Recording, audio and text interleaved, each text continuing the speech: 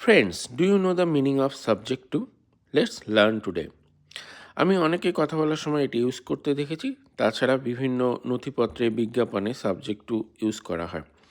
এর প্রথম মানে শর্ত সাপেক্ষ বা নির্ভর করে বোঝাতে। যেমন প্রস্তাবটি অনুমোদন সাপেক্ষ, আগে প্রস্তাবটি অনুমোদন হবে বা অ্যাপ্রুভাল হবে, তারপরে গ্রহণ করা হবে। The offer is subject to approval. The offer is subject to approval. সব কর্মচারী কোম্পানির নিয়মের অধীন। All employees are subject to company rules.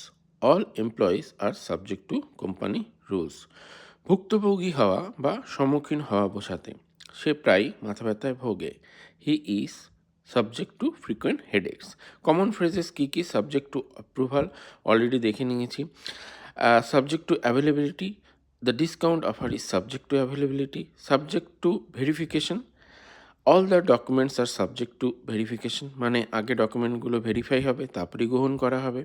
Subject to market risk, all investment are subject to market risk, বিজ্ঞাপনে দেখে থাকি এটা।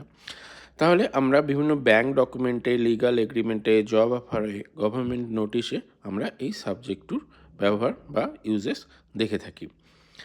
All investments are subject to market risk, এটা তো খুবই কমন। ইম্পর্টেন্ট গ্রামার পয়েন্ট কী আছে, সাবজেক্ট কিন্তু এখানে অ্যাডজেক্টিভ, নাউন নয়। সাবজেক্ট, তারপরে টু, তারপরে noun. Subject to approval, subject to change, subject to tax, এই ধরনের ইউজ হয়। যেগুলো ভুল সেগুলো হচ্ছে সাবজেক্ট ফর অ্যাপ্রুভাল, কারেক্ট হচ্ছে subject to approval. Thanks for watching, keep following.